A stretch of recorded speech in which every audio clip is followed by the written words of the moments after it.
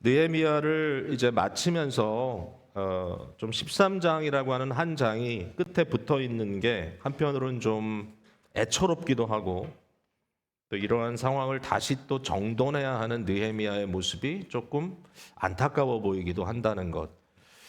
그렇게 한 장을 보면서 사실은 느헤미야를 마치게 되는데, 저는 이 장을 좀 들여다보면서 다시 한번 우리 교회 정체성에 대한 이야기를 좀 생각하게 됐어요.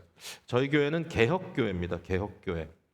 장로교회는 신학적으로 개혁교회 전통에 서 있고요. 장로교회라는 말은 교회를 치리하는 방식에 있어서 우리가 장로교회 이 대의원 원리가 가장 성경적이다라고 생각한다는 의미고, 사실 신학적인 그러한 배경은 개혁신학입니다. 개혁신학. 개혁신학은 여러 가지 중요한 측면이 있죠. 하나님의 은혜를 굉장히 레디컬하게 보죠. 우리가 구원받은 근거를 절대로 우리의 어떤 선행이나 또는 심지어는 약간의 도움을 통해서 우리가 구원을 만들어내는 것이 아니라, 우리의 구원은 전적으로 하나님의 은혜를 통해서 이루어지고, 뿐만 아니라 이것은 하나님의 온전하신 주권 아래 있는 것이다. 그리스도 예수를 떠나서는 어떤 구원의 근거도 있을 수 없고, 예수 그리스도는 우리의 언약의 머리가 되시고, 그리스도 안에 우리가 있을 때 구원은 우리에게 선물로 주어지는 것이다. 그리고 또 언약 백성으로 살아가야 하는 여러 가지 삶의 어떤 책임성, 이런 것도 강조하고 있고요. 언약이라는 것 되게 중요하게 생각합니다. 그리고 성경 말씀만이 우리의 신앙의 유일한 근거가 된다라고 하는 중요한 원리들을 갖고 있어요. 이러한 원리들을 저희가 갖고 있는 것이 역사적으로 보면 이제 16세기, 특별히 요한 칼빈이라고 하는 이제 프랑스 사람인데, 제네바에서 종교 개혁을 그 업무를 신실하게 감당했던, 또 신학을 정리해주는 이런 저자로서의 굉장히 중요한 한 매듭을 지어주는 일을 했던 이런 분의 이 공헌, 그의 신학적인 이 신테시스를 굉장히 중요하게 생각하고, 그 전통 아래서 우리가 있는 것인데, 근데 한 가지 우리가 잊지 말아야 될 것은 뭐냐면, 이런 모토가 있습니다. 그 모토는 개혁주의 교회는 항상 개혁한다. 개혁교회는 예전에 있었던 개혁의 역사를 우려먹는 게 아니라, 그게 우리 전통이야라고 하면서 현재 우리는 다 퇴색되고 결국은 세상과 타협하고 현재 문화 속에 동화돼 버린, 뭐 현대주의건 후현대주의건 굉장히 심리학화된 그러한 어떤 구원의 개념이라든지 종교적 개념들에 대해서 굉장히 쉽게 다 받아들이고 그냥 편하게, 결국 모든 것이 내 중심으로, 나의 어떤 이 felt need, 나의 어떤 느끼고 있는 욕구들이 충족되는 것이 마치 신앙의 본질인 것처럼 생각하는 그런 여러 가지 형태에 있어서 우리 개혁주의 교회는 끊임없이 도전한다는 거죠. 무엇을 중심으로? 말씀을 통해서. 그러니까 개혁교회는 날마다 개혁한다라는 거예요. 자, 두 가지 비슷한 단어가 있는데요. 부흥이라는 단어와 개혁이라는 단어가 있습니다. 근데 부흥이라는 것은 우리 한인 교회에서는 부흥을 하나의 행사처럼 하죠. 부흥회. 저희 교회에서는 부흥회란 말을 안 쓰고 그냥 사경회 이렇게 합니다만은, 이제 많은 경우에 이제 부흥회를 하면 부흥된다. 근데 그렇지 않아요. 그래서 뭐 이런 교회를 부흥시키는 여러 가지 그 방법들을 사용하는 것에 대해서 사실은 그것은 개념적 오류라고 생각이 돼요. 왜냐하면 이 부흥이라는 말은 하나님께서 하나님의 시기에, 하나님의 때에 주권적으로 이루시는 것을 부흥이라고 얘기합니다. 사람이 엔지니어 할 수가 없어요. 부흥은 하나님께서 하나님의 강권적인 역사에 따라 시기적으로 주시는 거예요. 그러니까 부흥에 대해서는 우리가 사모하며 기도해야 돼. 항상. 부흥이 없으면 영적으로 우리가 침체되고 영적으로 이렇게 시들죠. 메마르죠. 우리의 심령이 메마르다. 우리의 심령이 뭔지 몰라도 좀 영적으로 지금 슬러기시해졌다. 이러면은 우리가 할 수 있는 것 중에 하나가, 하나님, 우리 이 시대에, 지금 이때에 우리 교회와 또 나와 나의 가족에게 놀라운 부흥을 허락해 주시옵소서. 이렇게 기도할 수 있어요. 자, 부흥은 주권적인 거예요. 하나님 주권적인 거. 근데 개혁은 그렇지가 않아요. 그러니까 개혁은 뭐냐면 개혁은 우리에게 명령하신 일이에요. 근데 개혁은 우리가 책임감 있게 감당해야 돼. 그러니까 개혁은 시도 때도 없이 해야 돼요, 우리가. 그래서 항상 개혁한다는 말이에요.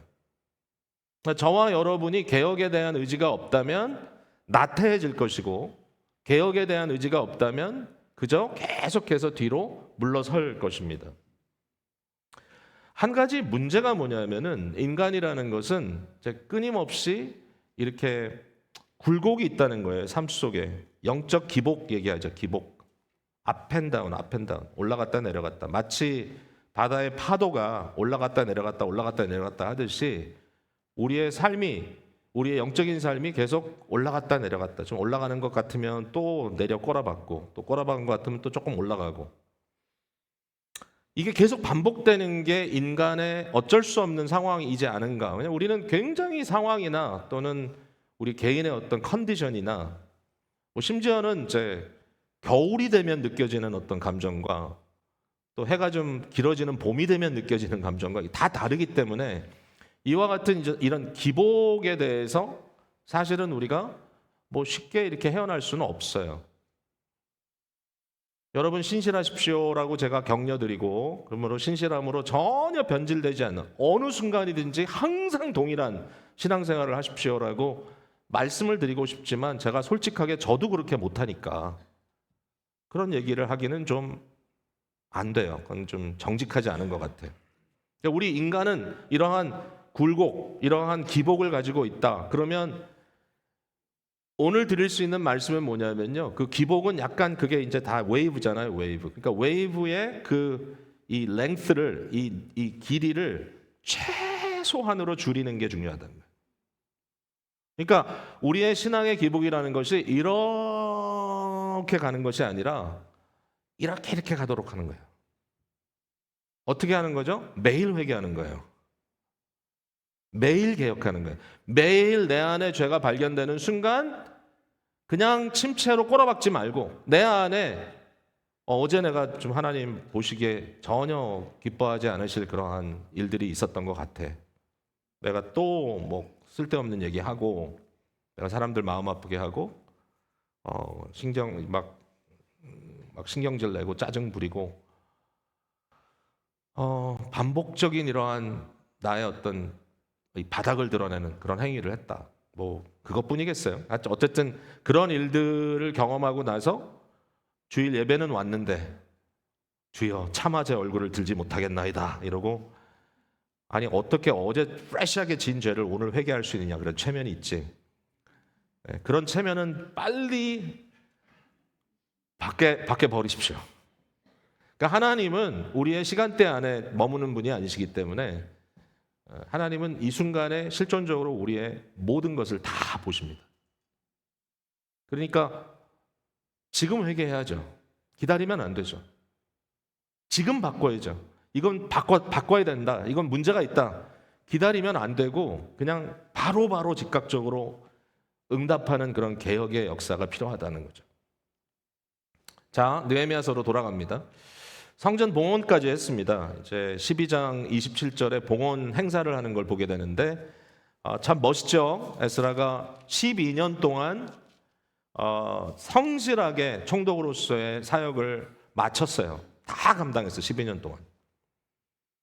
그래서 모든 게 다 정돈이 되는 것 같고 특별히 8장 이후에 학사 에스라를 통해서 하나님의 말씀을 명확하게 증거했습니다. 백성들에게. 그리고 심지어는 언어적인 갭으로 말미암아서 이해하지 못하는 2세들, 3세들까지도 그들이 알고 있는 언어로 하나님의 율법의 말씀을 통역해 줌으로써 다 이해하도록 이러한 일을 했을 때 귀가 열렸어요. 말씀이 들렸어요. 그러니까 말씀이 들리니까 언약의 말씀이 들리니까 그 사람들이 어떻게 반응했죠? 그냥 하염없이 울기 시작했어요.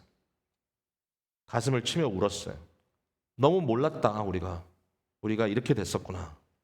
그리고 회개하고 돌아와서 이 거룩함에 이르기 위한 수많은 여러 가지 결단들을 그들이 이행하게 되는 것이죠. 너무 잘 된 것 같아요. 정말 멋있어요. 12장까지 보면은 그냥 할렐루야 아멘이에요. 근데 13장에 넘어와서 어떤 일이 생겼냐면 느헤미야가 12년의 사역을 마치고 페르시아의 왕에게 돌아갑니다. 바벨론 왕이라고 되어 있지만 바벨론을 정복한 페르시아의 왕입니다. 그를 보냈던 왕에게 돌아갔어요. 그 시기가 12년의 텀을 딱 맞추고 이제 가게 되는 것이죠. 근데 돌아가서 가만히 있었던 게 아니라 여기에 이제 뭐 며칠 후라는 말도 나오고 뭐 이런 얘기가 나오는데 이건 번역에 조금 차이가 있기 때문에 정확하게 얼마나 빨리 느헤미야가 다시 예루살렘으로 돌아올 수 있었는지는 모르겠어요. 이 돌아왔다는 것이 영구하게 돌아온 건지 아니면 제대로 되고 있나라고 그냥 관찰하기 위해서 한번 왕에게 좀 리브를 허락해달라고, 시간을 허락해달라고 그래가지고 왔다 간 건지 아마 후자인 것 같아요, 제 생각에. 어쨌든 어느 정도의 시간이 흘렀을 겁니다. 적어도 왔다 갔다 하는 시간도 꽤 오래 걸렸을 테니까요. 다시 느헤미야가 예루살렘을 비웠다가 돌아와서 보니까 그 사이에 정말 말도 안 되는 영적인 이탈들이 생겼다는 거죠. 와르르 무너진 것 같아요. 자기가 12년 동안 공들여서 했던 게 별로 남은 것 같지가 않아요. 어처구니 없는 일들이 그 안에서 벌어졌어요. 어떻게 해야 되는 겁니까, 이러면? 그러니까 느헤미야가 그 순간에 손을 놓고 그래, 내가 12년 했으면 충분하다. 이제는 딴 사람이 해야지. 나는 할 만큼 했다라고 물러서지 않고 그것을 보는 즉시 마음속에 분노하고 일들을 차례차례 해결하기 시작합니다. 뭐죠? 개혁을 이루는 겁니다. 개혁은 반복돼야 되기 때문에 지치지 말고 반복해야 합니다. 자, 어떤 개혁의 내역이었는지 오늘 한번 살펴볼게요. 갈 수 있는 만큼 가보겠습니다. 시간이 허락하는 만큼. 두 가지의 큰 이제 토픽이에요. 하나는 개혁의 기준은 뭐냐. 두 번째는 개혁의 내용은 뭐냐. 이제 두 가지인데 첫 번째 개혁의 기준은 사실은 이제 앞부분에 나와 있어요. 13장 1절부터 3절까지 그 내용을 좀 볼 수 있는데 돌이켜 보자면 이제 아까 조금 전에 제가 언급한 이제 8장의 느헤미야 사건까지 돌아갈 수 있습니다. 결국은 개혁을 일으키는 데 있어서 가장 중요한 근거, 유일한 근거라고 해도 좋겠습니다. 이것은 말씀이죠. 말씀. 13장 1절에 그날 모세의 책을 낭독하며 백성에게 들렸는데 그 책에 기록하기를, 이렇게. 그러니까 율법을, 모세의 책을 읽고 그 책의 내용들을 살펴보니까 이렇게 하라고 했다. 이게 이제 근거가 돼가지고 일을 하기 시작하는 겁니다. 여기 모세의 책은 뭡니까? 이제 아마도 신명기일 것이고, 신명기는 모세가 40년 동안의 광야, 이스라엘 출애굽 세대를 광야에서 이끌고 나서 40년이 끝난 이후에 40년 전에 시내산 앞에서 하나님께 드렸던 그 언약을 재확인하는 시간이죠. 그때 그가 받았던 율법의 내용들을 다시 다 확인합니다. 그리고 모압 광야에서 재언약식을 합니다.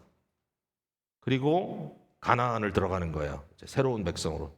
그래서 아마 그때 있었던 신명기의 의미가 아닐까. 신명기라는 책 우리가 갖고 있으니까요. 여러분들이 읽어보면 이런 내용이구나. 모세의 말이 쫙 거기 전개됩니다. 이 말이 읽혀진 거죠. 바로 이것이 하나님의 뜻으로 그들에게 들려진 것이고, 이 신명기가 주었던 이 하나님의 명령들이 그들에게 기준이 되어서 개혁을 일으켜야만 했던 것입니다. 자, 오늘 우리는 구언약 시대에 살고 있지 않고 새 언약 시대에 살고 있잖아요. 그러면 신명기라는 책 또는 성경 66권이라는 이 책이 오늘 우리에게는 어떤 의미로 주어지느냐. 이 율법이라는 말을 들었을 때는 오늘날 대다수의 사람들은 좀 어렵게 생각을 합니다. 율법을 지킨다? 그건 좀 어려운 일인데, 맞습니다. 제가 이렇게 설명을 해드릴게요. 자, 오늘은 새 언약 시대에 왔기 때문에 하나님의 말씀을 사용하는 그 방식, 이해하는, 해석하는 그 방법이 굉장히 중요합니다. 플랫하지 않고요. 구속사적 렌즈를 통해서 봐야 하니까요. 자, 율법에 대해서는 성경이 이렇게 확인해주고 있죠. 특별히 로마서에 뭐죠? 율법으로는 구원받을 사람이 하나도 없다. 그러니까 율법의 목적 자체가 우리를 구원하기 위한 목적이 아니라는 거죠. 그러니까 하나님의 법이 펼쳐져 있고요. 이 법은 물론 이제 여러 가지 요소들이 있기 때문에 그것도 정돈을 해야 되지만, 제일 중요한 것은 하나님의 영원한 도덕률이라고 말할 수 있는데, 십계명으로 정리되어 있는 이 도덕률은 하나님의 거룩하신 성품을 보여지면서 하나님의 형상으로 지음받은 인간이 이것을 반영하며 살아라, 이것대로 살아라라고 명령하신 내용들이란 말이죠. 근데 이제 한 가지 문제는 뭐냐면 그것이 외형적으로만 순종될 것이 아니라 우리의 마음으로 순종돼야 될 것이고, 우리의 어느 한 부분도 미싱될 수 없는 거기 때문에 예수님께서 산상설교에서 확인해 주셨죠. 그러니까 어떤 인간도 어떤 사람도 율법을 완벽하게 지킴으로써 하나님의 거룩함에 도달할 수는 없다는 게 결론이에요. 성경의 결론. 그러니까 율법은 굉장히 중요한 거고, 율법이 있기 때문에 너무너무 우리는 하나님의 거룩하심이 어떤 것인지를 깨닫게 되지만, 그러나 그것을 방편으로 삼아서 내가 하나님까지 올라가겠다, 그건 안 된다는 거예요. 거기에 대한 오해는 없어요. 그러니까 율법은 구원의 방편이 아니에요. 그러면 율법은 뭐냐? 율법은 구원받은 사람들이 살아가는 방법을 보여주는 거예요.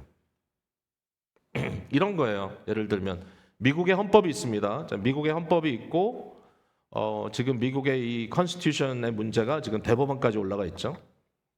하여튼 혼란합니다 지금. 그런데 결국은 뭐냐면 그 법을 지켜야 된다는 거예요. 결론적으로는 그 법을 지켜야 되고 어떤 식으로 지켜야 되는지 세분적인 해석들이 필요하다는 거죠. 그렇게 중요한 거예요, 법이라는 건.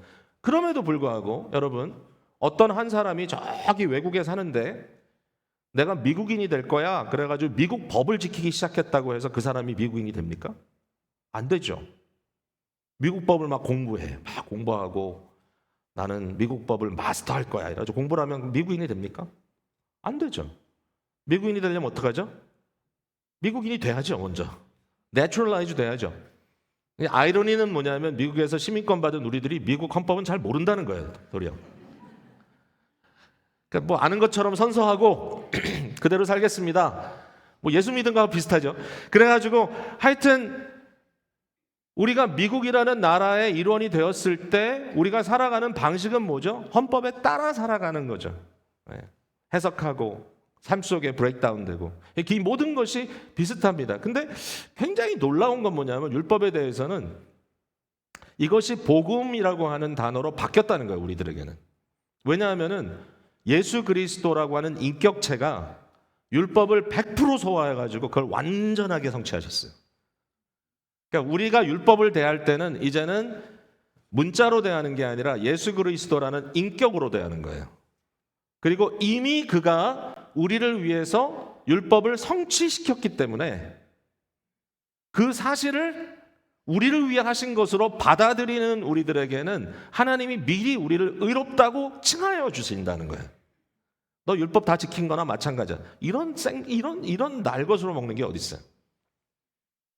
근데 그게 다가 아니죠. 그 다음에 뭐죠? 인격적인 그리스도가 말씀과 그의 영이신 성령으로 우리 안에 오셔서 내재하시고 우리를 변화시켜가는 과정 속에 우리가 있고, 언젠가 우리가 이 여정을 마치게 됐을 때 세상을 떠나 주의 얼굴을 보는 그 순간이라든지 아니면 우리 주님께서 다시 오시는 그 순간에 우리가 살아있다 만난다 할지라도 그때 온전히 하나님의 약속대로 영광으로 변화되었을 때 우리는 율법적으로나 무엇으로나 완벽한 사람으로 바뀌어 있을 거라는 거예요. 우리 그 과정 속에 있는 거예요. 지금은 하나님의 백성으로 살아간다는 것은 너무나 놀라운 특권이고, 더 이상 율법은 문자적 이거 해 저거 해가 아니라 이것은 굉장히 중요한 인격적 만남이다. 여기에 많은 원리들이 있죠. 예수님도 원리적으로 얘기하는데 전혀 개의치 않으셨어요. 그러니까 이제 성경을 어떻게 읽어야 되느냐? 모세의 5가지 책이 있고요, 구약에. 그 다음에 선지서가 있고요. 그 다음에 시편과 뭐 지혜서가 있고 뭐 이런 것들이 쭉 있잖아요. 그러니까 이런 모든 내용들을 예수님께서 누가복음에 말씀하셨지만 내 안에서 다 성취되었다. 그러면 그리스도 예수의 성취라는 렌즈를 통해서 구약을 보고요, 이제는 그리스도를 통하여 재해석된 또는 새로운 국면을 맞이한 이 율법의 의미를 우리들에게 적용해 나가는 삶을 살아가는 거죠. 여기에 대한 것은 바울 사도를 비롯한 수많은 이 저자들이 우리를 위해서 다 써주셨어요. 이렇게 살아라, 저렇게 살아라, 이렇게 생각해라, 저렇게 생각해라. 거룩한 하나님의 백성으로 부름받은 저와 여러분이 이제는 하나님의 백성으로, 하나님의 자녀로, 그리스도의 제자로, 똑같은 말입니다. 말씀이 기준되어서 말씀의 원리에 따라, 이것이 우리에게 좋은 것이기 때문에, 이것이 우리에게 유익이 되기 때문에, 이것이 우리에게는 삶의 활력소가 되기 때문에 이렇게 살아라라고 얘기하는 부분에 대해서 받아들이고, 또 우리의 삶의 모난 부분, 옳지 않은 부분, 잘못된 것들을 끊임없이 개혁해 나가는 것이 오늘날 우리에게 주신 책임이라는 겁니다. 언약적 책임. 우리 모든 주일 예배는 언약을 다시 새롭게 리뉴하는 그런 시간이에요. 오늘 다시 한번 이 말씀을 통해서 우리가 헌신하는 시간이 되기를 주님의 이름으로 축복을 드립니다. 자, 그러면 두 번째 개혁의 내용이 뭐냐? 그러니까 오늘 말씀 속에 뭐 크게 얘기해서 한 3가지가 나오는데 제가 갈 수 있는 만큼 갈게요. 너무 무리는 안 하겠습니다. 첫 번째는 성전에 대한 얘기입니다. 성전의 회복. 여러분 이제 잘 들으셔야 돼요. 왜냐하면 구속사적 렌즈로 봐야 되기 때문에. 자, 어떤 문제가 생겼냐? 이 성전을 관리하라고 제사장 엘리야십이라는 사람을 세우고 그에게 성전 관리를 맡겼는데, 이 사람이 성전 그 건물 안에 이 여러 방들이 있는데 방을 어떻게 사용하는지를 책임을 맡았던 모양이에요. 이 사람이 자기와 개인적인 관계가 있었던 도비아라고 하는 암몬 사람에게 성전의 체인버 하나, 방 하나 큼직한 걸 내줍니다. 이해가 안 되는 일이죠. 왜냐하면 도비아는 정치가고요. 도비아는 당시에 느헤미야를 어떻게 해서든지 좀 해치고 자기가 주도권을 잡으려고 했던 이방인입니다. 예루살렘에 들어올 수 있는 그러한 위치가 아니었음에도 불구하고 뭔가 영향을 미치려고 끊임없이 노력을 했던 사람이에요. 지난번 우리가 설교에 들었잖아요. 근데 이 사람에게 아예 예루살렘의 중심부인, 신앙의 중심부인 성전 안에 방을 하나 내준 거야. 그 방이 무슨 방이냐? 기물들 집어넣는 방이고요. 그다음 레위인들, 뭐 찬양대, 그 외 여러 가지 섬기는 사람들이 자유롭게 써야 하는 그런 방인데, 그 방을 도비아에게 완전히 내어줬다는 거죠. 이런 비슷한 예를 찾기조차 힘들어요. 이거 뭐 어떻게 이해를 해야 되죠? 이거를? 여러분, 오늘날 이걸 어떻게 우리가 이해할 수 있겠습니까? 교회 예산, 뭐 교회 재정에서 목돈을 떼다가 내가 좋아하는 정치가한테 정치 자금으로 줬다. 뭐 말이 안 되죠. 근데 아주 좀 이상한 일이 한번 한국 교회에 있긴 있었어요. 네, 이상한 일이. 이게 1960년도에 한국의 장로교가 크게 갈라져, 예장 합동 갈라질 때 59년도 총회 때 난리가 난 일인데, 그때 이제 3천만 환이라고 하는 이 돈이 문제가 됐어요. 3천만 환. 왜 원이 아니고 환이냐? 예. 제가 이제 요럴 때 챗GPT가 아주 유용하더라고요. 환은 뭐고 원은 뭐냐? 내가 분명히 환으로 읽었는데 찾아보니까 당시에 이제 환이라는 단위를 썼는데 환은 100원이래요. 100원. 100원이 1환이래. 근데 어쨌든 3천만 환이면은 그 당시 US 달러로 어느 정도 되느냐? 그러니까 그 돈이 그 당시 돈으로 한 6만 불에서 7만 불 정도 되는 돈인데, 오늘 가치로 따지니까 한 10배 이상 뛰더라고요. 거의 밀리언 달러가 되는 돈이, 어마어마한 돈이죠. 그러니까 이제 이 돈이 미국에 있는 선교부를 통해서 모금이 돼가지고 한국에 이제 신학교를 위해서 보내졌는데, 이 돈이 없어진 거예요. 3천만 환이. 어떻게 됐냐? 그걸 이제 맡고 있었던 당시 총장이 박형용 총장님인데, 이분이 대단한 이제 리더죠, 신학자고. 근데 그분이 이제 총장이니까 이건 이제 모든 책임을 쓰게 된 거죠. 이 3천만 환이 어디 갔느냐? 아주 미스테리예요. 결국 개인이 이걸 착복해서 자기가 개인적인 목적으로 쓴 거는 아닐 거라고 믿는 거고, 오늘날 어느 누구도 그렇게 생각하지는 않지만 가장 유력한 하나의 이론이 뭐냐면은 당시에 이 신학교 부지를 얻기 위해서 나라에서 이제 그 부지를 허락해 줘야 되는데, 당시에는 오늘 같은 시스템이 아니고 굉장히 콜업된 시스템이기 때문에 소위 말하는 이제 비자금 같은 게 들어가야 이게 해결된다. 그래서 중간에 브로커가 한 명 끼고, 그래서 이 영감님께서 아무것도 세상 물정 모르고 브로커가 와서 내가 도와줄 테니까 걱정하지 말라 그러고서는 그 돈을 맡겼는데 날라가 버렸다. 이제 이런 게 이제 일반적인 견해입니다. 생각해 보면 황당하죠. 어떻게 그럴 수 있을까? 제가 지금 한 얘기가 이 본문을 이해하는데 도움이 하나도 안 됐을지 모르겠다는 약간 싸한 생각이 좀 들긴 하는데, 어쨌든 지금 좀 황당하다는 말씀을 나누다 보니까 여기까지 왔어요. 어떻게 했겠어요? 느헤미야가 와서 보니까 도비아가 그냥 그 자리를 차지하고 있으니까 당장 와서 쫓아냈죠. 보면 나오잖아요. 몰아내고 그 세간들 다 밖에 던져버리고 원래 용도대로 다시 회복했다. 이게 첫 번째고, 두 번째 사건은 뭐냐면 보니까 레위인들이 다 도망갔어요. 어딜 갔나 봤더니 먹을 게 없으니까 자기가 농사지러다 떠난 거예요. 왜? 백성들이 분명히 소득의 10분의 1을 교회가 아니라 이 성전 이 예식과 예배와 제사장과 모든 업무를 하기 위해서 드리기로 약속을 했는데 이행을 안 한 겁니다. 왜 이행 안 했을까요? 자기들 먹고 사는데 바쁜데 뭐 그걸 내가 뭐 해? 그냥 도태된 거죠. 원래 하던 식대로 자기의 생각대로 그냥 이렇게 물러간 거죠. 근데 이 일을 보고 결국은 느헤미야가 보니까 성전을 방치해 놓은 거예요. 완전히. 성전은 서 있는데 성전과 백성들의 삶이 연결고리가 깨져버린 거예요. 아무것도 없어요. 그게 뭐예요? 느헤미야가 한 것은 스룹바벨에 의해서 이미 세워진 성전을 중간에 두고 성벽만 쌓은 게 아니라 에스라를 통해서 그 성에서 하나님을 경배할 백성들을 세운 거잖아요. 다 어무러졌어. 여기에 대해서 이제 방백들, 민장들, 그러니까 모든 대표자들을 꾸짖으면서 왜 이렇게 했느냐? 그냥 뒤로 물러선 거예요. 별 생각 없이.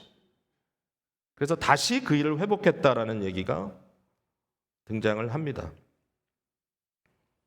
여러분, 이 성전이라는 것에 대해서 우리가 어떻게 오늘 이걸 적용해야 될까? 제가 간단하게 말씀을 드리면 성전은 우리에게는 하나님께 나아간다고 하는 이 영적인 현실을 보여주는 거예요. 사실은 이 땅에 있는 성전은 더 이상 의미는 없어요. 우리는 하늘 지성소로 들어가기 때문에.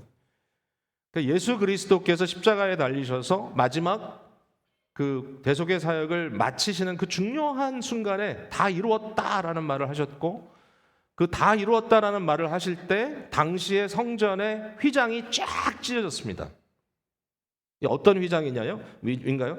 지성소와 성소와 지성소. 그러니까 지성소는 더 깊은 곳이고 성소는 이제 첫 번째 들어가는 그러한 곳인데, 성소는 매일 들어가죠, 제사장들이. 그러나 지성소는 1년에 한 번 대제사장이 들어가서 백성의 죄를 사하는 곳이거든요. 거기는 하나님의 보좌가 있다고 믿었던 장소예요. 모형이지만 하나님의 특별한 임재가 있다. 깜깜하고 어두운 곳이고 모두에게 두려운 곳입니다. 그런데 그것을 막고 있던 이 커튼이 쫙 찢어지면서 그리스도 예수를 중보자로 하는 이 놀라운 길이 열린 겁니다. 하나님의 보좌 앞으로 나아가는 길, 그 보좌를 이젠 더 이상 두렵고 떨리는 보좌가 아니고 은혜의 보좌라고 얘기합니다. 은혜의 보좌 앞으로, 긍휼을 받는 보좌 앞으로 우리가 어떻게 나갑니까? 담대하게 나갈지어다. 그랬습니다. 하나님의 말씀은 우리를 다 해부합니다. 완전히 벌거벗은 상태로 있는 모습 그대로 두려워하지 말고 그리스도 예수의 피에 씻김받은 것을 믿음으로 그리스도로 덧입고 하나님의 은혜의 보좌 앞까지 들어가는 것, 이것이 구약의 성전이 오늘 우리에게 성취된 방법이에요. 물론 이제 여기에 우리 안에 성령께서 거하시면서 성령의 전이 됐다라고 하는 또 다른 단계의 의미가 있고, 또 예수 그리스도 자신이 하나님을 만나는 성전이 되셨다는 그런 의미도 있지만, 그러나 본질적으로 성전이라는 개념은 뭐냐면 하나님을 만나는 것이고 하나님에 대해 집중하는 겁니다. 여러분, 이 부분이 깨지면 우리의 모든 템포, 모든 리듬이 깨집니다. 성도들은요, 하나님과의 관계가 깨지면 죽습니다. 세상 사람들은 모르니까 어쩔 수가 없어요. 그러나 하나님과의 영적인 호흡과 소통을 경험한 주의 백성들은 이 생명의 호흡이 끊어지면 죽어요. 아무것도 할 수가 없어요. 우리가 과거에 즐기던 것이 더 이상 즐겁지도 않아요. 우리는 정말 하나님과의 영적인 교통을 통해서 그것을 먹고 마시고 호흡함으로 살아가는 존재들이 되었기 때문에 하나님께 집중하지 않으면 안 되는 그러한 이 존재적 형태를 갖게 되었다는 거죠, 이제는. 그러므로 우리들뿐만 아니라 언약교회, 또 우리의 언약가정, 우리 자녀들마저도 믿음으로 하나님과의 소통하는 일에 집중하지 않으면, 거기에 집중력을 상실하게 되면 안 된다는 거죠. 근데 여기에 대해서 우리가 살아가는 삶의 범주들이 많으니까 매일마다 똑같은 일을 반복할 수는 없죠. 그러나 적어도 우리의 삶의 중요한 이 초점이 여기에 맞춰져 있어야 된다는 거고, 그 일을 위해서는 우리가 의식적으로, 의도적으로 투자해야 된다는 거예요. 자, 오늘 이제 성전의 의미는 제가 물질적인 투자에 대해 잠깐 말씀을 또 드리겠습니다. 뭐 다 아는 얘기고, 제가 이번에 하나시반을 통해서 마지막 강의 때 여러분께 또 확인드린 거고, 많은 분들이 굉장히 동의하고, 아, 그렇다. 여기 11조라고 하는 게 나오잖아요. 많은 분들이 11조를 헌금의 개념으로 생각합니다. 근데 저는 이걸 조금 확대해서 보고 싶어요. 11조의 원리라고 보고 싶고요. 이것을 저는 단순히 어떤 헌금의 개념, 물론 신앙의 훈련을 잘 받으셔서 어린 시절부터 또는 믿음을 가진 그 순간부터 나의 모든 수입의 10분의 1은 내가 헌금으로 예배를 통하여 주님께 주의 교회 사역을 위해서, 교회를 통한 하나님 나라의 사역을 위해서 드린다라고 결단하고 드리는 분들도 많으실 줄로 알아요. 제가 생각할 때는 다수는 아닐 것 같아요. 제가 알진 못하는 게, 이게 너무 좀 추측이 많은 그런 이야기이긴 한데, 정확하게 11조 헌금을 드리는 교인들이 얼마나 될까? 잘 모르겠어요. 그러니까 여기에 훈련되신 분들은 제가 지금 드리는 말씀은 11조 플러스로 생각할지 몰라요. 근데 저는 적어도 우리의 신앙의 원리에 있어서 우리의 물질은 반드시 9대1로 나눠야 된다고 생각해요. 반드시. 예. 근데 그 일의 개념이, 11조의 개념이 헌금의 개념이라기보다는 이것은 하나님과 나와의 영적인 삶을 도모하기 위한 직접적인 일에 사용하겠다. 그 일을 위해서 내가 반드시 이것은 구분해내겠다. 심지어는 여러분, 어카운트를 따로 만드세요. 사역 어카운트를. 다 헌금하면 뭐 그건 교회에서 알아서 하면 된다, 이렇게 할 수도 있겠지만, 그것도 좋아요. 물론 그게 훈련되신 분들은 뭐 그렇게 하죠. 물론 뭐 저희는 그렇게 하죠. 그래서 어떨 때는 11조가 아니라 10의 2조를 드린 결과를 갖게 되기도 하지만, 그거는 뭐 좋게. 중요한 건 뭐냐면 여러분의 10분의 1을 하나님과의 직접적인 관계에 사용하시라는 거예요. 그렇게 안 하면 과감하게 쓸 수가 없어요. 뭘 하란 얘기냐?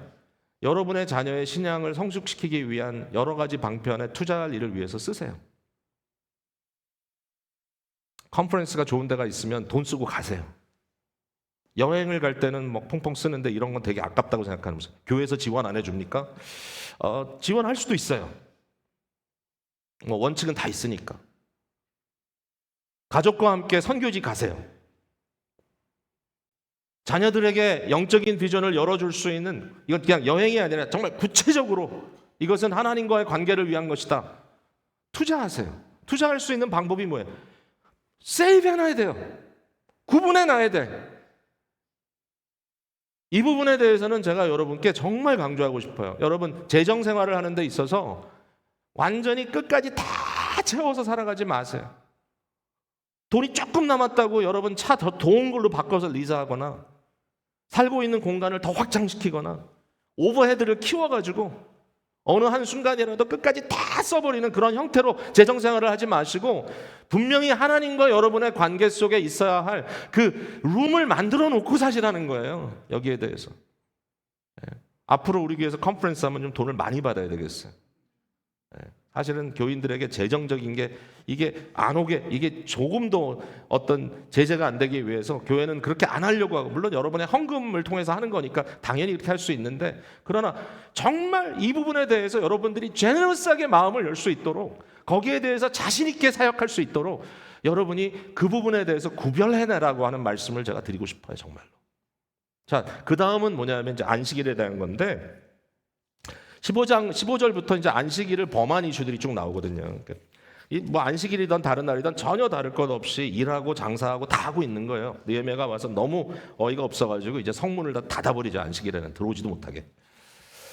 자, 어쨌든 이제 안식일의 개념은 그럼 우리가 어떻게 이해해야 되느냐라고 했을 때 저는 두 가지로 말씀을 드릴게요. 하나는, 안식일은요 놀라운 복제 개념이에요. 인간은요 7대1이 아니라 6대1이겠죠. 6대1의 리듬으로 살도록 만들어져 있어요. 이것을 여러분이 만약에 바이올레이트 하잖아요. 그래서 7day 24hour 일해보세요. 어떻게 되나? 병듭니다. 영적으로만 병드는 게 아니라 몸이 병들어요. 인간은 그렇게 살 수 없어요. 이건 하나님의 복지의 방편이고, 고대 사회 어디를 가봐도 자기들뿐만 아니라 자기의 종들에게까지 하루를 쉴 수 있도록 이 복지 제도를 해놓은 곳은 원래는 유대인 공동체밖에 없어요. 이건 하나님의 인간을 향한 방식이에요. 근데 왜 우리가 그것을 저촉시키겠어요? 네. 하루는 숨 쉬고 가야 돼. 이 복지를 놓치지 마세요. 이거 놓쳤다가 나 돈 못 버는 거 아니야? 물론 돈의 문제가 아니라 에센셜한 일을 하기 때문에 자기가 로테이션을 한다든지 어쩔 수 없이 어떤 레귤러하게 어떤 날을 쉴 수 있지 못하는 경우들이 생길 수 있다 할지라도, 그러나 반드시 여러분에게 복지적 쉼을 확보하세요. 반드시 하세요. 영적으로 쉬시고 또 여러분의 육체가 쉬시고, 그날은 뭐 하시죠? 원데이 리트리트 하세요. 아침에 여유 있게 말씀 보고 기도하세요. 그날이 주일이라면 더욱 좋습니다. 예배하시고, 그리고 그날 어떻게 하죠? 성도들과 함께 나누는 시간에 대해서 인색하지 마세요. 제발 넉넉히 쓰세요. 네. 여러분의 이 복지를 위해서 마음껏 사용하시라. 이게 첫 번째고, 두 번째는 뭐냐면, 이미 제가 어느 정도 언급을 했는데, 물질에 대한 원리는 9대1입니다. 9대1. 시간에 대한 원리는 6대1입니다. 자, 여러분에게 주어진 날들 중에 하루는 영적인 삶을 위해서 쓰시라는 거예요. 영적인 삶. 제가 이미 얘기했지만 교회 생활, 사랑방 모임, 봉사하는 일, 성도들과 함께 교제하는 일, 또 말씀 공부하고 훈련받는 일, 주중일 수도 있고 주일일 수도 있지만, 그 모든 것에 대해서 여러분들이 인색하지 말고, 나 바빠 죽겠는데 왜 이렇게 바쁜지 아시죠? 구별을 안 해놨기 때문이에요. 바운더리가 깨졌기 때문에. 바운더리가 깨지면요 잘 가는 것 같죠? 오래 못 가요. 저도 느껴져요. 어떨 때는 그냥 막 달려요, 제가. 사실 목회자라는 게 이제 그 쉼의 어떤 그 숨쉬기라는 그런 시간이 있는데, 뭐 예를 들어서 화요일마다 이제 제가 하나씩 가르치고 이럴 때는, 그럼 월요일은 뭐 하냐? 그 강의 준비해야죠. 그게 뭐 그냥 나오나요? 그러니까 주일 하루 종일 달리고 월요일 날 숨쉬고 가야 되는데, 월요일도 아침부터 일어나면 그 다음 주일 설교 준비하고, 준비를 월요일부터 해야 되거든요. 그래야 이게 쌓이니까. 그리고 하나씩 준비하고, 또 첫사랑반 필요하면 또 슬라이드 다시 만들고, 월요일도 물론 뭐 감사하게도 그날은 집에 앉아 있어도 된다는 그런 안도감이 있기 때문에 그냥 열심히 한 거예요. 근데 그것도 어느 정도가 되면 지쳐요. 안 돼요. 그러니까 그것도 안 돼요. 그러니까 뭔가 거기에 쉼표가 필요한 겁니다. 모든 사람들이. 네. 그와 같이 어떤 여유 있는 시간을 통해서 여러분들이 뭔가 하나님과의 교통이라고 하는 것에 집중할 수 있도록 leisurely. 오늘은 기도도 좀 넉넉히 하고, 오늘은 좀 말씀도 넉넉히 보고, 오늘은 좀 편안하게 성도들과 함께 나와서 얘기들도 나누고, 이러한 것이 너무나 필요하다. 이것을 제가 오늘은 굉장히 구체적인 원칙을 던지는데, 여기에 대해서 여러분 한번 시도해 보세요. 정말로 이미 하시는 분들은 너무 멋있고, 시도해 보세요. 그렇게 함으로써 여러분의 삶이 얼마나 멋지게 변화되어 가는가를 경험해 보세요. 나는 매일 노는데, 이런 분들도 계시는데 일하세요. 파타임이라도 일하시고. 네. 매일 놀면 안식의 의미가 없어지잖아요. 자, 이제 마지막 하나는 그냥 빨리 지나갈게요. 마지막은 이제 공동체를 거룩하게 하는 작업입니다. 이제 이방인들과 통혼함으로써 여러 가지 문제가 생기는 것들을 다시 이제 번복시키는 그러한 작업인데, 여기에 이방인이라는 의미를 우리가 오해해서는 안 되고요. 이것이 무슨 민족과 민족 사이에 섞이면 안 된다, 이런 의미는 아니고, 더군다나 신약으로 넘어오면서 이스라엘의 개념이 이방인을 포함하기 시작했죠. 에베소서 2장에 나와 있는 중요한 말씀은 그리스도 예수의 십자가를 통하여 막혔던 담이 무너지고 둘이 하나가 됐다. 그래서 이제는 유대인 크리스찬과 이방인 크리스찬의 이 가로막는 벽이 무너졌어. 그러니까 이제는 이게 인종적인 민족적인 그런 얘기가 아니에요. 그러나 중요한 건 뭐냐면 나의 삶에 과연 세상과 구별되는 그러한 바운더리가 있느냐라는 질문입니다.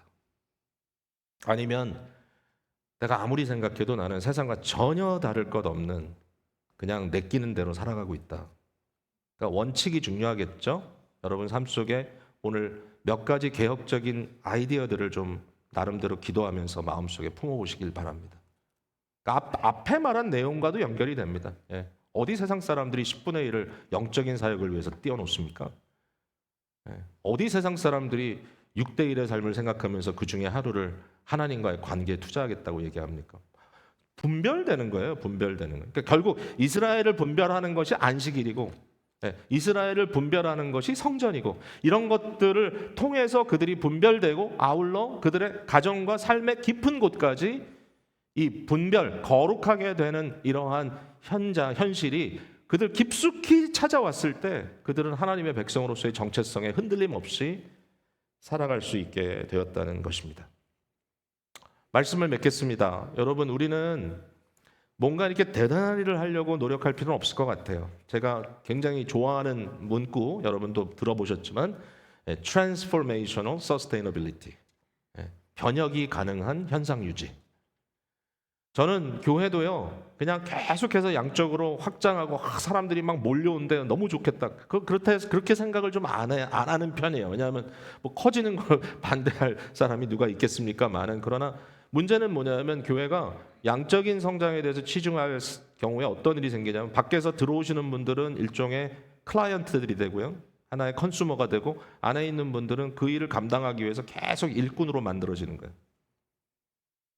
결국은 교회가 한쪽은 섬기고 한쪽은 그냥 계속 들어오고 이것도 그냥 반복하다 보면 나중에 다 지쳐 넘어 떨어져. 지쳐 넘어 떨어지면 또 다른 사람도 있으니까 계속 갈아 끼워서라도 교회는 계속해서 뭔가 봉사로 돌아갈 수 있도록 섬김으로 돌아갈 수 있도록 하는 것이 교회의 어떤 모습이라면 저는 이제 그거는 좀 아니지 않나라는 생각을. 그럼 어떻게 해야 되냐? 할 수 있는 봉사는 자원에서 하고 봉사는 분명히 필요하고 교회 임직으로 세워진 분들에게는 특별한 의미가 또 있겠지만 특별한 헌신이니까. 그러나 모든 성도들에게 중요한 건 뭐냐면 안정된 가운데 하나님과의 관계가 날마다 향상되어가는 변화의 삶을 만들어가는 거죠. 이게 개인과 가정과 모든 면에 있다는 것이죠. 여러분 우리 그리스도인들은 이 자발성이 정말 위대하다고 생각해요. 여러분은 정말 자발하는 이 찬양대 얼마나 어젯밤에도 연습하고 늦게까지 했을 텐데 일부 찬양대 오늘 또 얼마나 일찍 왔어요. 근데 이렇게 섬기는 게 뭡니까? 이게 기쁨이에요. 기쁨. 왜? 이게 내가 헌신하고 구별해 놓은 나의 삶의 방식이에요. 그걸 통해서 여러분이 영적으로 더 풍성해지고 하나님과의 관계가 아름다워지는 것을 저는 원해요.